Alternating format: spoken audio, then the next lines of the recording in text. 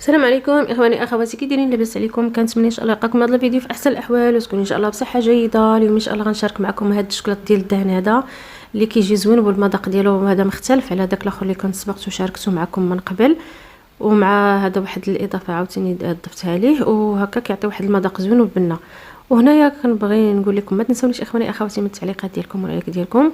وهنا كنبغي نشكر جميع المتتبعين ديال هذه القناه وكنتمنى لكم فرجه ممتعه. ودابا ان شاء الله ندوزو مع المكونات ديال الوصفه.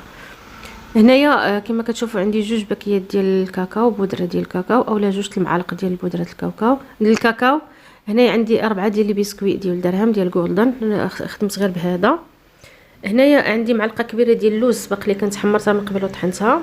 عندي معلقه كبيره ديال الزبده، وعندي سطرة الحليب. وهنا بالنسبه للشوكولاط انا استعملت هذا لانه كيعطي واحد المذاق زوين وفي نفس الوقت مختلف.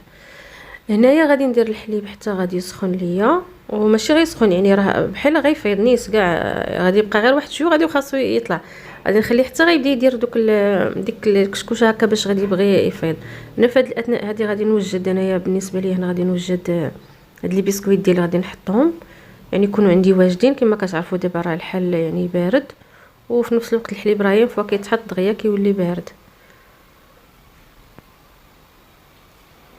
وهنا بالنسبه لهاد الشوكولاط هذا، اللي بغى يضيف له معلقه ديال السكر يضيفها له اولا معلقه ديال العسل، لانه هنا راه كيجي ناقص في الحلاوه.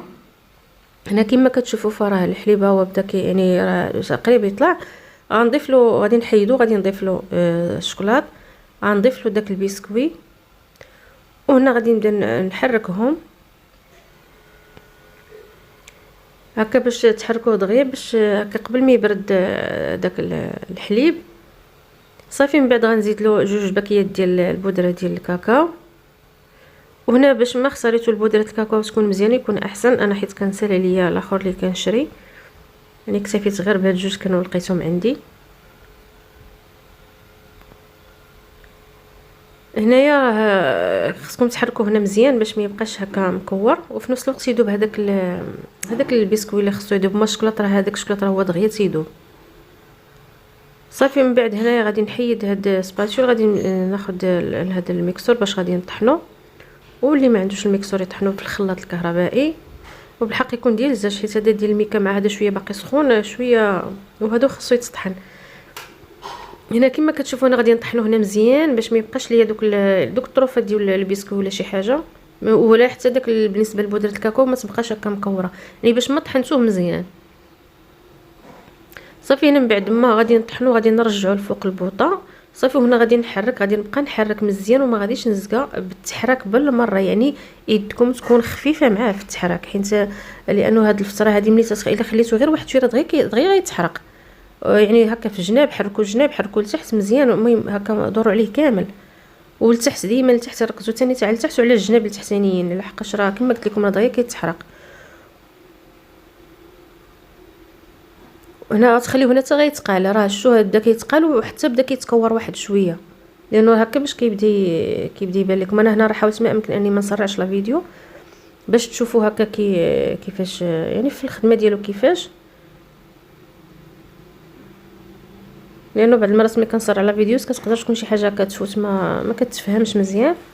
داكشي علاش قلت كنبقى نتقل شويه، يعني البلايص اللي خصني نتقل فيهم. صافي كما كتشوفوا هو راه تجمع. صافي هنا غادي نحيدو من فوق البوطه وغادي نزيد له المعلقه كبيره ديال اللوز اللي قلت لكم الاضافه اللي زدت فيه داك اللوز. وهنا غندير ليه معلقه، غادي نزيدو معلقه كبيره ديال الزبده. وهنا اللي كيبغي شويه ميدم يضيف ليه جوج المعالق ديال الزبده، يعني كيكون شويه زايد واحد شوي على هاد. انا اكتفيت غير بمعلقه واحده. وهنا كما قلت لكم اللي بغى يضيف ليه السكر يضيف ليه السكر، حيت على حقاش راه كيجي شويه ناقص في الحلاوه ديالو. انا المهم هكا باش تعرفوا شنو كاين، وهكا يا اما السكر يا اما العسل،